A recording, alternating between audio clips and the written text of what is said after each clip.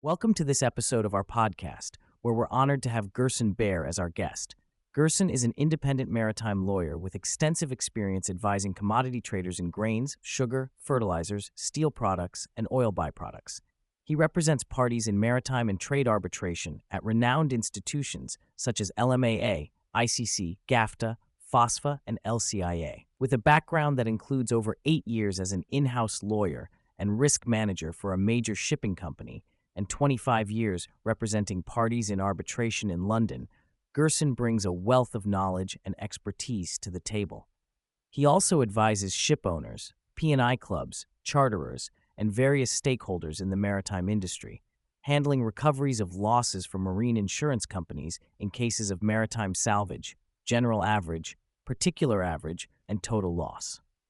This episode is a masterclass in maritime law, packed with crucial insights for both aspiring and experienced maritime professionals. Stay tuned as we dive deep into the complexities and nuances of maritime law with Gerson Behr. Can I ask you, why did you start working in the maritime industry? As a P&I correspondent in Rio de Janeiro, it was very interesting because you had all sorts of casualties, and then I like to go on board and I like to go to the port together with the surveyors and the lawyers engaged. And that's where I most learned the hands-on, the practical aspects of the shipping. Great, thank you. Let's talk now about the charter party agreements. Can you give us a little overview of what is it and the significance in the maritime industry? Okay, charter party it was originally called carta partita. It was a mixture of bill of lading and a contract of carriage. It was issued in duplicate in the same page, and then it was scratched irregularly. So it was sent to the, let's say, to the receiver, and they were put together. That's the way of identification of the cargo interest this way. Later, that started the Middle Age, because before the Middle Age there was no paper. Both the shipowner and the cargo owners, they traveled together, going to Carthage, for example, from Lebanon to Carthage. Then the business developed so much, and so we have the contract of carriage now, charter party, and the bill of lading. The charter party is the most complete and fascinating contract because you can establish everything on it. Like you want this, you want that. You don't want this, you don't want this port. Whereas the bill of lading is the opposite. It's like an airway ticket. You have no discussion. Take it or leave it. Whereas in the charter party, although there are some standard charter parties, you are free to establish whatever you want, charters and owners. And that's the fascination about charter party. We are not today, I'm afraid, and I hope not, we're going to talk about leisure charter party for yachts, or cable layering, or oil rigging and things. It's mostly for cargo, right? Okay. So that's interesting. What can you say about the different charter party we have? For example, I know that we have in terms of contracts, we have the time charter, where charter bear both charter agreements. Can you give us a little overview? Yeah. We have basically 4 types of charter parties. You have the bareboat charter, the time charter, the voyage charter, the slot charter. The bareboat charter is, let me tell you a bit about the industry. It's very common, especially here in Europe, that some 16, 14 neighbors get together and let's buy a ship, let's exploit. So one is a dentist, the other is a butcher, and so on. They get together, and they have one who's the manager. And these guys, this society is, or Société Anonyme, they are the ship owners, the real owners, registered owners. And then what they do, they charter it to an administrator who will become a disponent owner. That's the terminology. And who will explore it and will hire the captain and the crew. The hiring of the captain is, let's say, is a mark that say, I am the disponent owner. So the disponent owner is considered in most jurisdictions as the real carrier. So if a cargo has a problem, claim with against the ship, he will not go against the Société Anonyme. He will go against the administrator. He could go against the Société Anonyme if the cause was due to a defect in the design of the ship. That would be not contractual, that would be in tort, but that's rare. Mm-hmm. So that's the bareboat principle. The ship owners, I mean the society, they deliver the ship to the disponent owner, to their charter, completely naked. That's to say in French, coq nu. And then it's up to this disponent owner administrator to put everything on. It's applies charts to naturally to hire the captain and to hire the crew and so on. There might be a chain. I mean, this guy, administrator, may subcharter to other and so on and so forth. So that's basically the principle. I don't see many disputes between the owner, the real owner of the society, and the bareboat charterer. What's more common is between the time charter, bareboat charter against the bareboat charterer, who is considered the disponent owner. So that's, I think I made myself clear? Yeah, right. Whereas for the time charter, you come to the real ship owner, if he is the real ship owner, or to this disponent owner, say, look, I have now a trade for A to B, and I want a ship that's capable to carry the cargo X for 1 year. I have a contract of supply in like construction or sophisticated whatever for 1 year. And can we have it? I need a ship like this and like that and so on. So then the ship owner, let's call ship owner, not disponent owner, because he could be the real ship owner of register or not. And say, okay, well, then it's a deal. And so are you happy with the hire I'm charging? Because it is charged by hire, by day. Oh, yes, I am, but perhaps what about the fuel? Well, the fuel is for you. No. I don't want to pay the fuel. Well, they established who pays for the fuel. And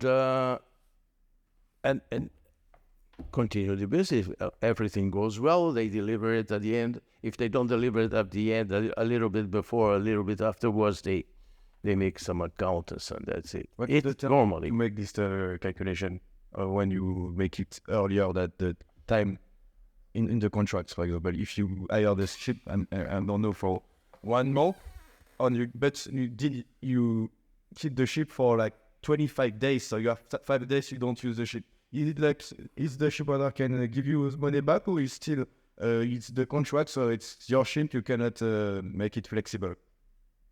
Everything is flexible in the. Yeah. That's the beauty about the chartering. Everything is flexible. You can establish whatever you want. We also have countries like. We also have contracts like 1 day or one trip time charter. Mm-hmm. So actually, it was to be a voyage charter, but it's paid by day. It's higher, not freight. That's the difference. The remuneration of the owner in the voyage is called freight, and in the time is called hire. Yeah, and perhaps you are curious to know what problems may arise, right? That's my next question anyway. Your concern, yeah. Two, let's talk about time charter first. The two are off hire, on hire, periods that the vessel was unable to proceed because of defect for breakdown, and then not only stayed 1 day adrift, but then stayed 2-3 days being repaired. For this, the charter don't want to pay, and usually it's in the charter party. The other most common dispute is about very very common. It's consumption and speed. Oh. I am the owner. You are the charter. I tell you, I can do 13 knots and at a consumption of so and so.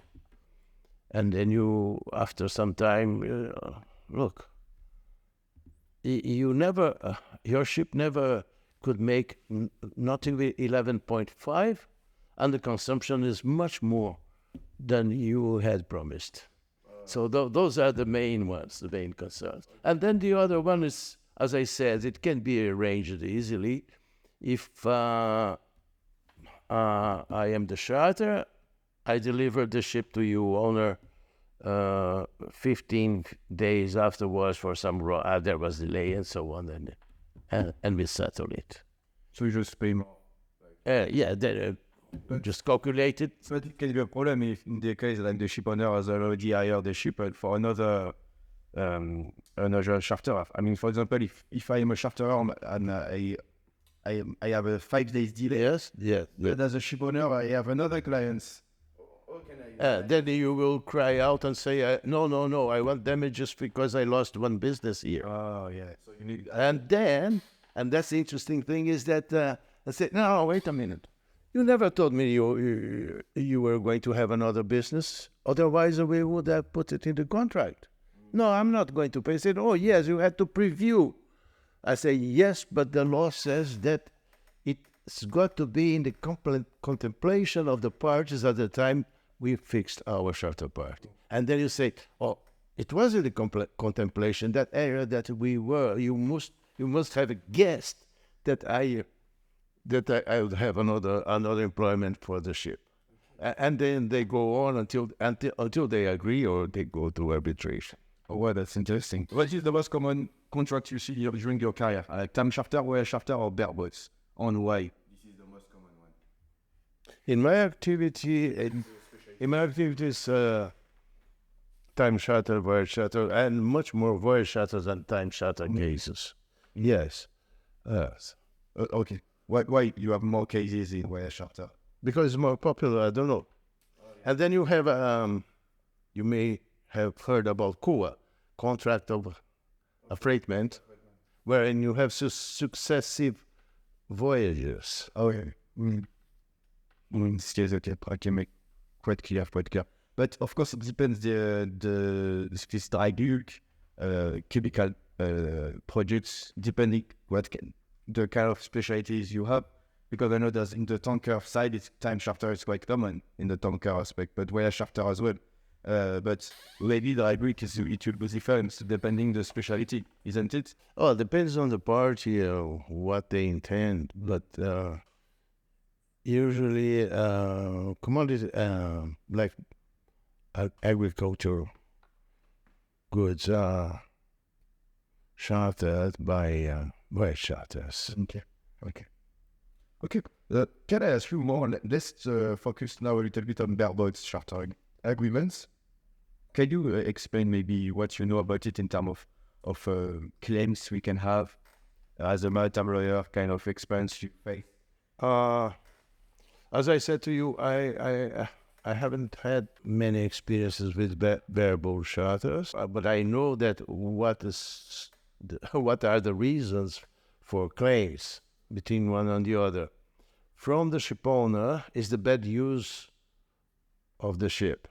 You left my ship very damaged. Or the other way around, see, your ship, the design of your ship, as you had promised, it was not fit. And we have to adapt many things, and there were defects, and in consequence of it, you knew the cargo I was going to use, and for it, and I had difficulties to put all the cargo properly stowed, or the cargo was damaged in consequence of it. For Barbo's, the ship owner is responsible for almost nothing except the ownership of the ship, but the management, the... Yes, I agree with you. So the cargo, they could go either against one or against both. It's free to, because they are mutually liable. The same with if you have a time charter, voyage charter, and then you have a simple bill of lading, and the bearer of the bill of lading, they can go against 2 or 3. It will cost him a lot. Yeah, okay. Quite clear. Can I ask you now, because I know you have experience with like goods like grains, sugar, fertilizers, steel products, etc. Is the freight on board source of issue sometimes, depending the type of freight you have? For example, grain is quite risky. On during your career, you face some case like you have to taking care of grain damage. I don't know, because grain move on the vessel, so it can create maybe capsize in the worst case, but even damage or something else. Did you see this kind of stuff during your career? In the trade of grain, it is relatively safe. There are other goods that are much more dangerous, like nickel ore, bauxite ore, and iron ore, for example, because it's called, I think wrongly, liquefying cargo. It's not that the cargo itself is liquefied. I mean, it's because they are loaded on board wet, because they are sieved or took rain before being loaded. And then you have a free surface inside the hold, and that make the vessel to tilt and even capsize. Yeah. So I take the opportunity to give a warning to both sides, is that if you are loading, ship owner or charterer or simple shipper, let's say iron ore from Australia or from Brazil, you have to know the exact quantity, the time, the limit of moisture, and there's a figure, TMC or something like this. Otherwise, you simply don't load it. And but to do it, you have to have your own surveyor, the ship owner, the charterer, and the shipper. The shipper will have usually, because in this sort of contract, they say, inspection is at the cost of the seller, and that's it. But in countries like Philippines, for example, a foreign surveyor is not allowed on board, or is not allowed in the premises. So you have to rely upon the local ones. Okay. They could be biased. It's very dangerous. So you have to be you ship owner or buyer charterer. You have to rely upon your own surveyors. And then, okay, this guy cannot work ashore, but he can work on board to see exactly what is the content of moisture in this cargo. Yes. The other dangerous cargo is any cargo that's in ships that have no bulkheads, transversal bulkheads. Because if there's a fire, let's say in one of the vehicles or anywhere else, it spreads very quickly. Yeah. And if there is, we say open water, this open water can make the vessel to tilt and so the cargo.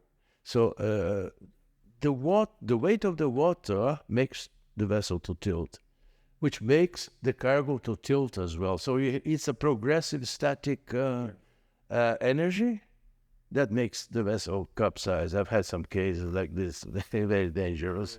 And so a ship owner must be very, very careful if he's a ship owner with rows and things like this. And if you are a user of the transportation, you also have to be careful. Okay. During the voyage charter, the responsibility of the freight, this is the charterer or the ship owner? If I am the charter, what did you say? The responsibility? Voyage charter. Oh, yes, the responsibility. Oh, ship owner versus charterer. What are the responsibilities of each of them?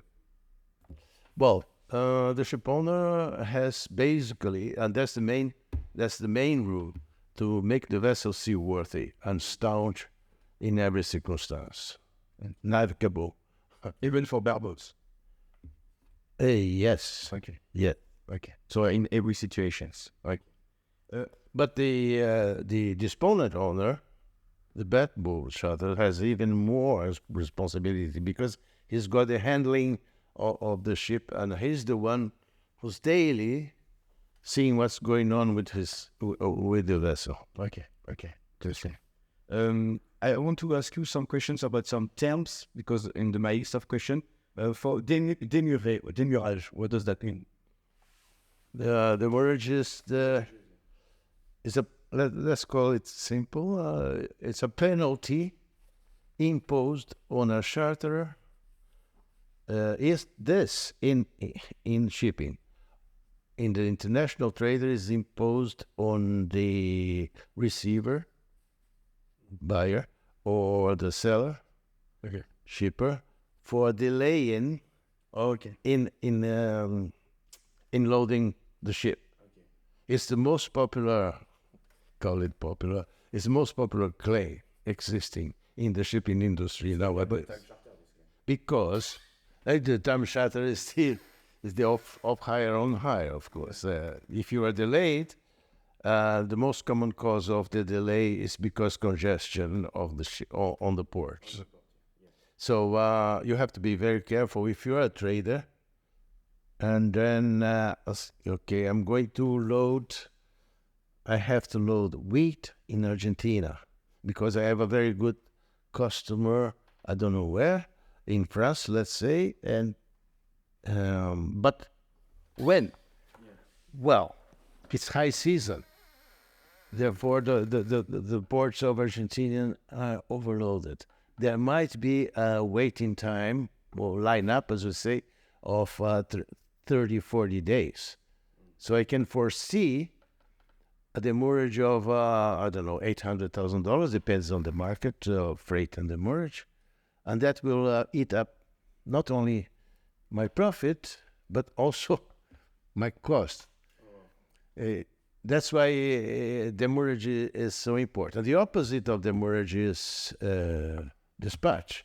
I mean, if you had 10 days to load, and you do it in 8, so you have 2 days of credit. Yeah. But the general rule, which no one denies, no one do it differently, is that if the rate of demurrage is $30,000 a day, Okay. The dispatch is half of it, 15. Okay. But okay, let's illustrate like a real case scenario. For example, I'm a ship owner. I have a fleet of tankers. I'm the charterer. I hired the vessel in time charter for say 1 month.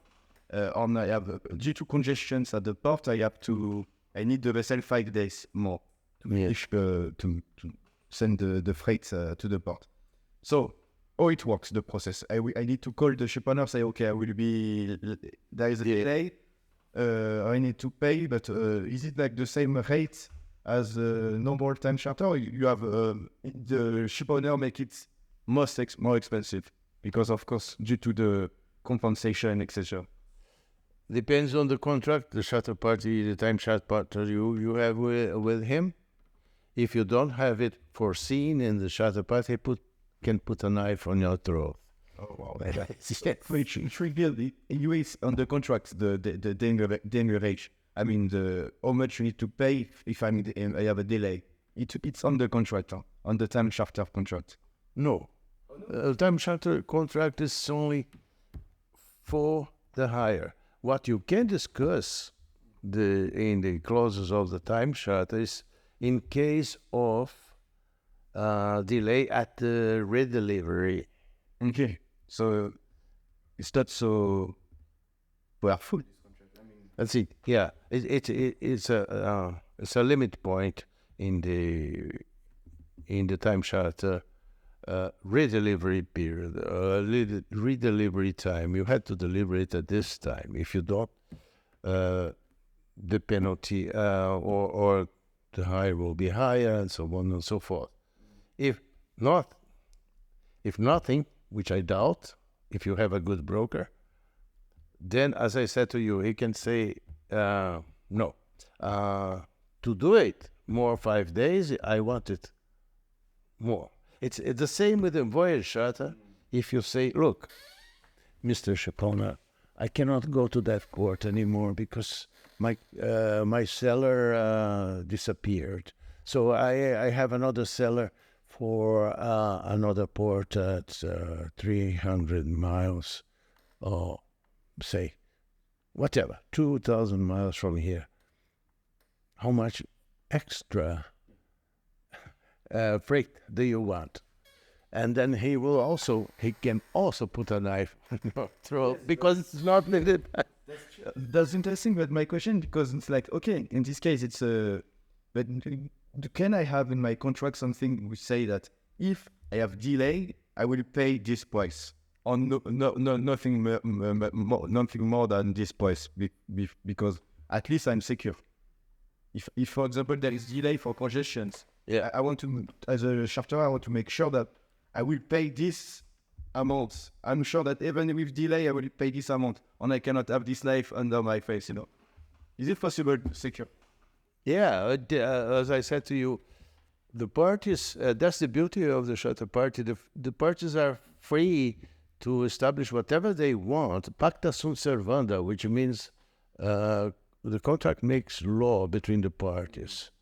The problem is that if you two guys, both sides, did not foresee the situation, then you either have to negotiate or go to arbitration for the arbitrator to decide, or the three arbitrators. On the term of hire, it means the time you hire the vessel without not in the contract. In the off hire, usually the contract says when you have a breakdown, the first 6 hours are not to count. Example, 8 hours, 1 day. Yeah. Fine. But because if you don't, then the charterer can refuse to pay any minute apart from. Okay. So the off hire, it's the marge. Yeah. The marge. Okay. So usually, how many days, hours it is? It's like, in the contract, do you have like this off hire? You can disclose maximum off hire of the vessel. This is 1 day, 2 days. Yes. Yeah. You can have everything. Everything. Okay. So no one has the same contract. And that's one recommendation I have. You have to have a very good ship broker.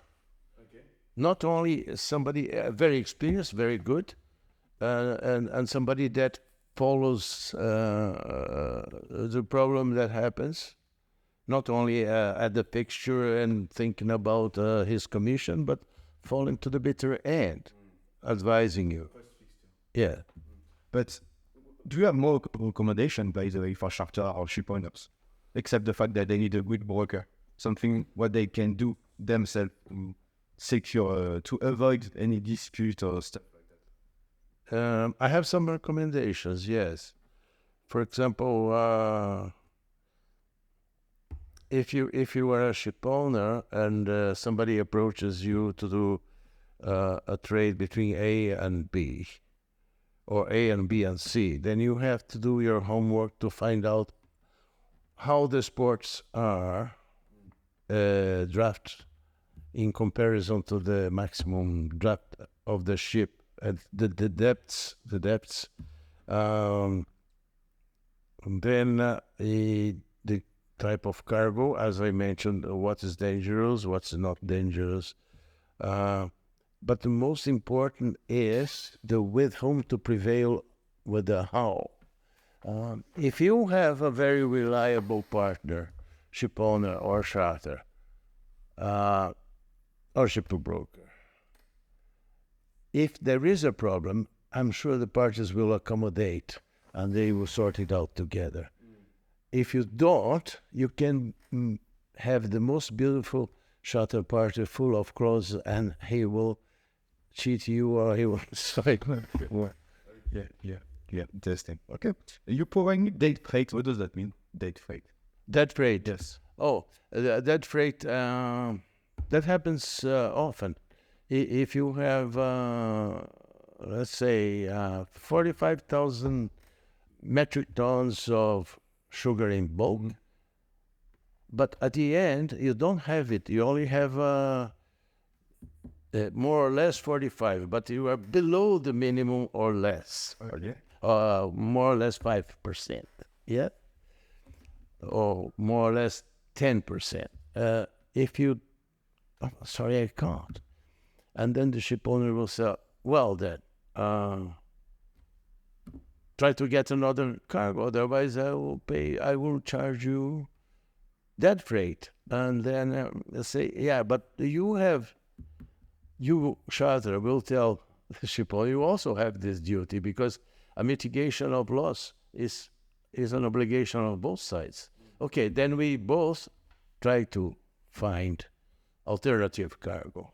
And you find, and he finds, let's say, not the 10%, the 10,000 that you need to reach the minimum, but 5,000. Okay, then you have to pay 5,000 that freight. Right.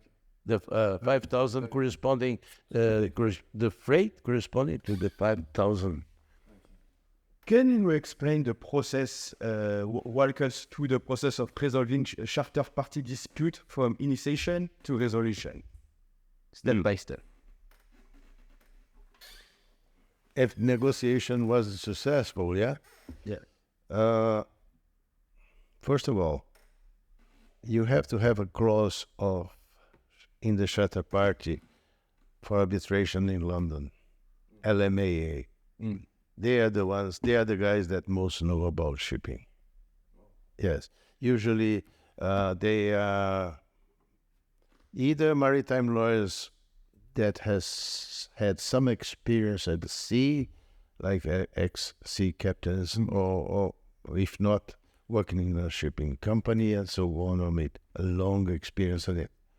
And it is a very uncomplicated procedure. You start with the claimant starts with his statement or submission of claim, the other side with state submission of defense, and then there is the reply, and then there is the rejoinder about the reply, so rejoinder until the arbitrator say, no, okay, that's enough. That's enough. Now we are going to get together. You wait for us. We are going to get together. We are going to decide it. Okay. As simple as that. Try to avoid at any cost arbitration in America, because it's costly, and they are not as experts in shipping as in England, and it's extremely bureaucratic. Okay. If the negotiations are not successful. Negotiation is most of the time successful when both parties are very experienced. Oh. You take, for example, I will not mention names, but the traditional trading houses and traditional shipping companies, they know where they stand, and so they compromise. Okay. The problem is when one of the parties is not very experienced. Yeah. And then, of course, it creates some trouble. Can you discuss the concept of laytime on Demurrage in the context of charter parties on how disputes related to these terms are typically managed? This, first of all, this is calculated normally by local vessels agent. Not calculated. He registered everything that happened on board and in the port, either in the loading or discharge, based upon this statement of facts, SOF. Then it is up to the ship owner or whoever he designates or the administrator to make the laytime calculation, LTC, laytime calculation, and it might be demurrage, it might be dispatch.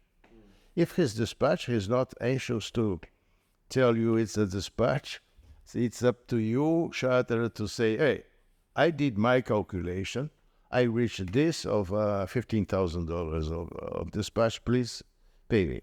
Okay. And when you calculate the amount of the merge to be paid, you have to take into consideration all the conditions in the charter party.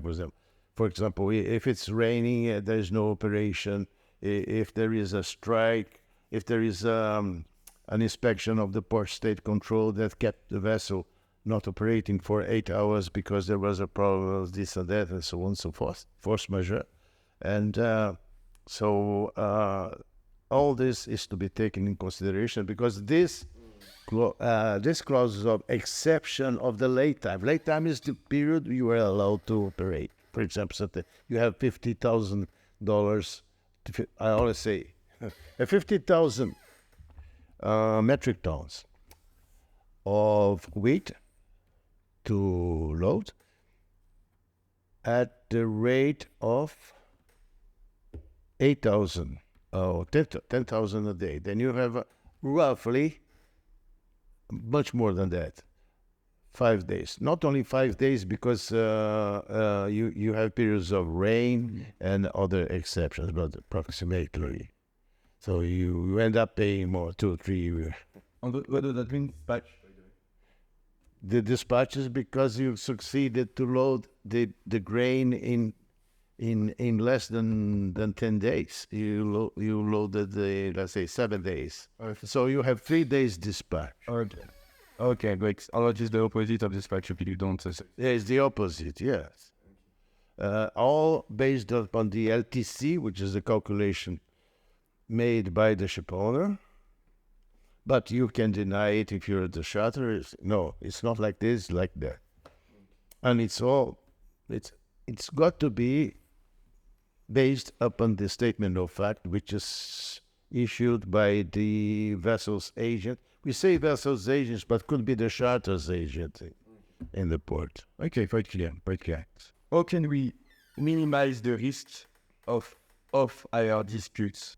This concern is mostly for the ship owner, not for the charterer. The ship owner must keep the vessel in ship shape, and maintenance is the word of. And if he's not sure of his speed consumption I mentioned to you before, that the vessel can perform, then do not promise it just to fix the vessel, because then you end up in that's the main concern. The charter is not much concerned about off hire periods. Okay, quite clear. Now I want to ask you this question.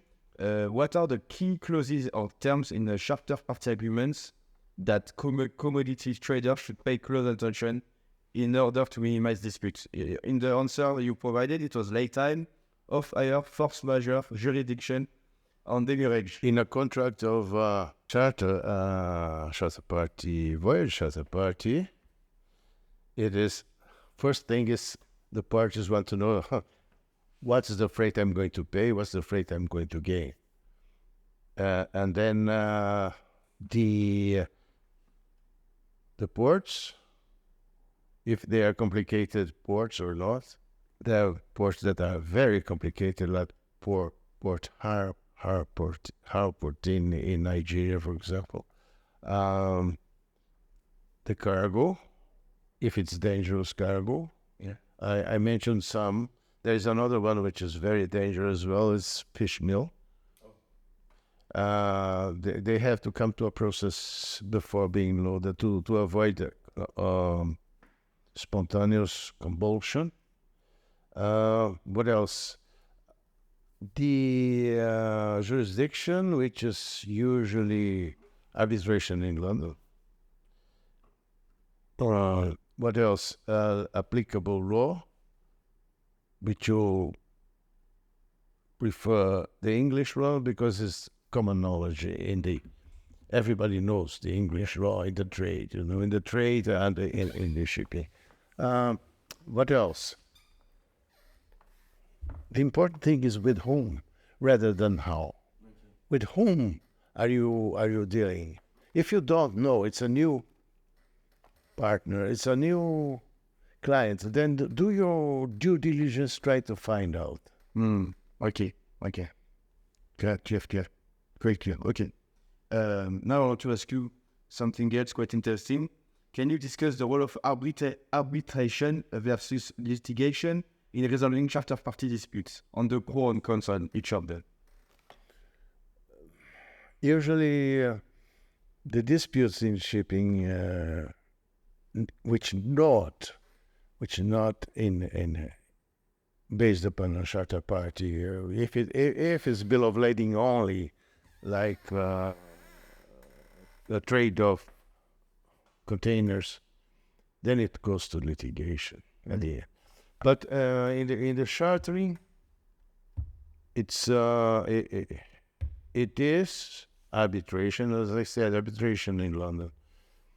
It could even be Rotterdam, but be sure the arbitrators are very familiar with shipping, and it's less costly than less formal, less costly than a litigation in court. The parties have more command of the procedures. If they get together, for example, and say to the arbitrator, "Oh, Mr. Arbitrator, we agree both that we need to come up with the submissions only not 10 days, but we need at least 25 days," things like this. Yeah. And you can also establish about the costs, who's going to pay fees, if the winner has got fees or not, things like this. And it's a private way of justice because it's confidential. That's an advantage as well for the trader, for the shipowner. So only when you see cases, case this, case that, so they ended up at the Court of Appeal in London, yes. But that's because one of the parties were not happy with the decision of the arbitrators or the arbitrator and went to court because he thought the decision was not as per the rule of the law. Okay, you make it more. Okay. Can you explain a little bit the term of force majeure on the role it has with the maritime law? Yeah, force majeure is a French word we adopted. Yeah. It's institute of the continent here, the European continent and South America, for example. It's not an institute for the Anglo-Saxon. It was lent. We European, we lent to them, American, English, Australians, all this. This concept of force majeure is a situation that is out of, it was, first of all, it was not predictable. Yeah. At the time the contract was closed or was fixed, and it's out of the control of the parties. Okay. So it could be anything: war, revolution, strike, Weather. weather. What sort of inconvenient weather? Could be not only rain but storm or hurricane and earthquake as well. Yeah. Are you dealing But- with force majeure? Hmm? Or are you dealing with force majeure because?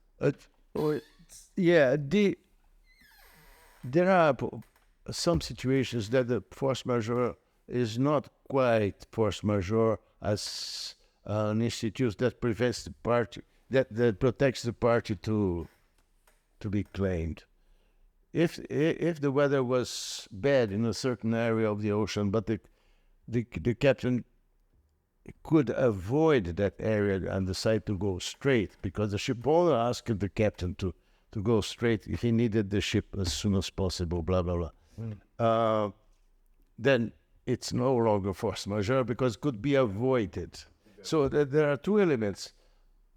Unpredictable. It was not predicted at the time the contract was fixed. Okay. And it is all totally out of control of the parties. Okay. Quite interesting. Okay, cool. So if you are like the vessel is damaged, who is paying? It's quite complicated. Who is responsible? Because no one is responsible in case of force majeure. No one can take the lead and take the responsibility of the dispute.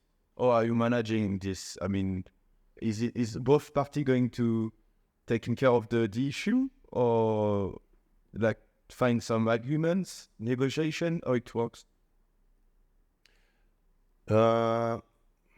If there is a real situation or event of force majeure, there isn't much room for a negotiation. Yeah. The party that suffered the damage due to the event will not negotiate. Maybe say, okay, I give you what I would pay to my lawyer to protect my interest, nothing else. But no, doesn't matter.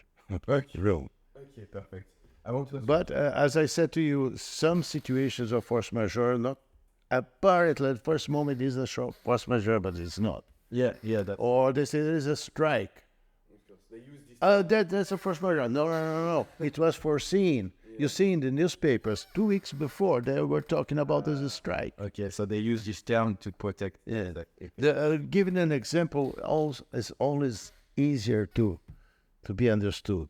All and compare. Yeah, no, that's clear. Okay, quite good. I want to ask you two last questions. One I didn't provide you, but I think it's quite easy. I mean, in terms of regulation laws, we have different conventions. Can you maybe give an overview of each convention? For example, the International Convention for the Safety and Life at Sea, the Prevention and Pollution from Ships, Standard for Training Certification. So, do you work closely with those regulations as a maritime lawyer? Yes. There's another thing that's the beauty of the shipping law is that many international conventions are adopted by, let's say, most countries active in the shipping and in trade. There are many. It's about cargo, it's about protection, it's about the solace protection of human life, or even wreck removal and this and that. Yes. And that's why I can practice here or in Portugal or in England, because it's mostly the legislation is mostly adopted, the countries adopt as in their own system these international conventions. The most for the cargo, for example, is the Hague Rules, Hague-Bisbee Rules, and its protocols about collision and so on, is the SOLAS and so on and so forth. I want to ask you a last question.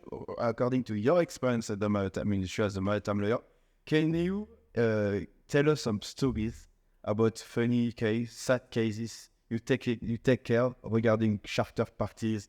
Exactly everything we talked about?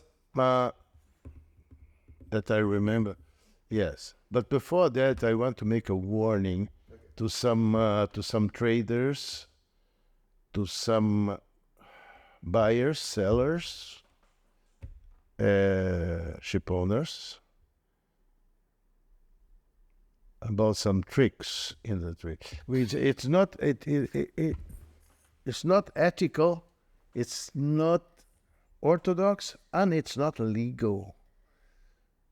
For example, on the aspect of sanction cargo, the guys are not even concerned that some certain cargoes, for example, from Iran, they are allowed to go to and from. Just that the banks are paranoid about it, and we are not going to negotiate to finance it, and so on and so forth.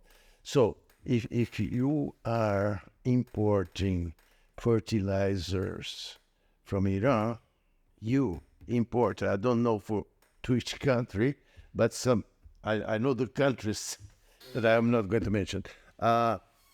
They know it comes from Iran, but they accept a bill of lading as it's coming from another country, not Mauritania, etc. In the Arabian world. Let's see. Oman, for example. Oman, that's typical situation. The cargoes from Oman, so it is to assume that it's Omani cargo. It's not. That's a crime because that's counterfeit. That's counterfeiting, and not only this, but there's a danger.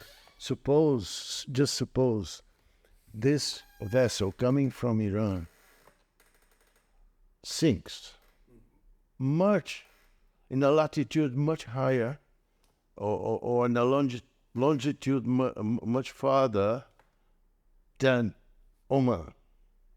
And then you are the owner of this cargo on board. You have importers.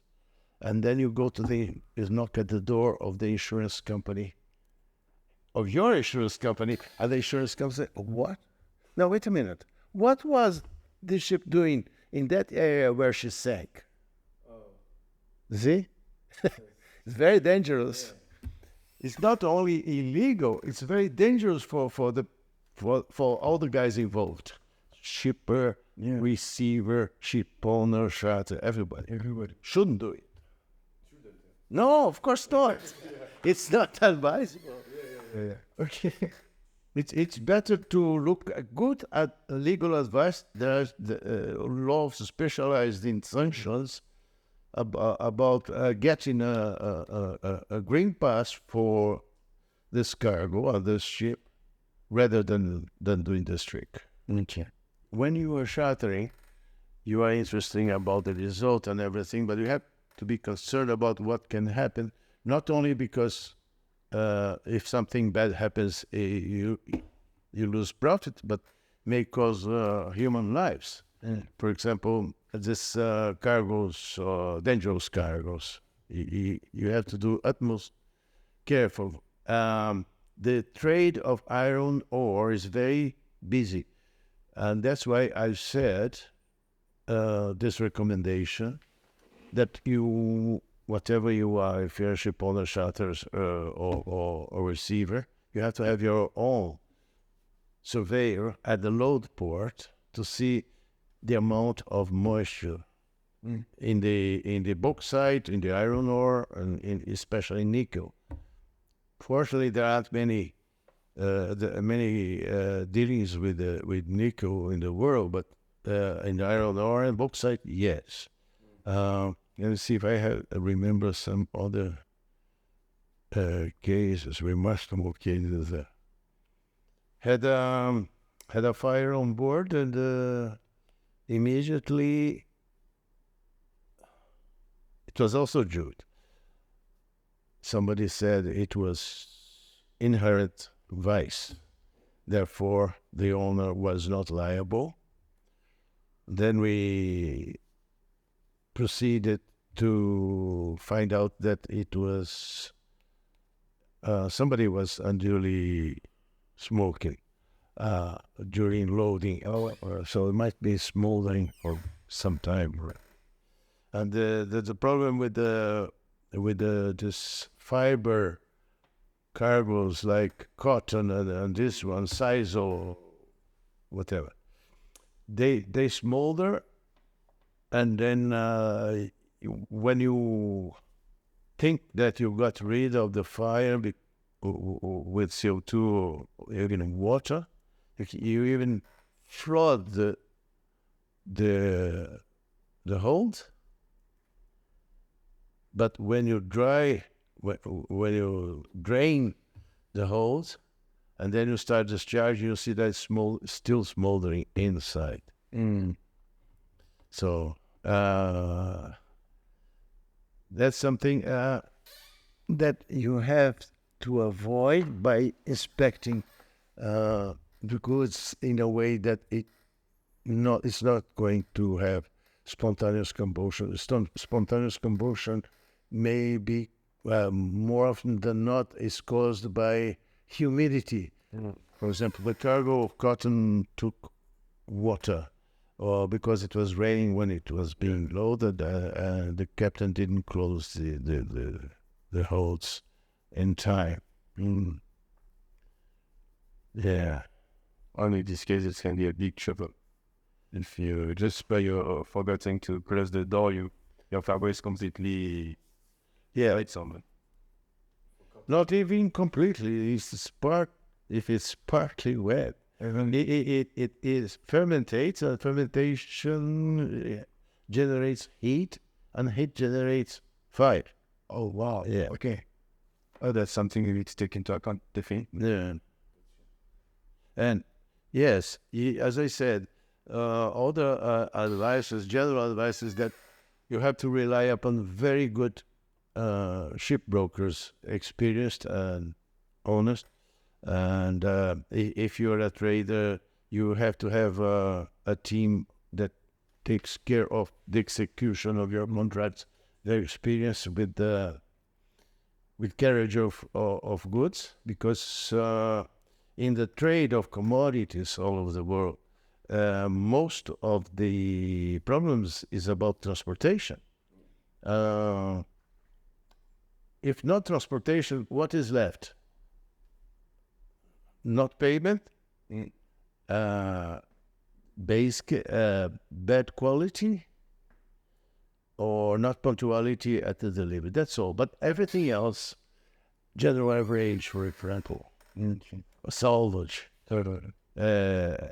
It's about shipping. So you cannot draw the line between I'm just a trader, I'm not a shipping man. No. You are like kind of. They are together. Yeah. Thank you, Gerson. Thank you for this episode. Welcome. It was very insightful. Like it's unique to find something like that online now. On YouTube, I mean, it's impossible to find what you said. People will be so grateful because it's gory.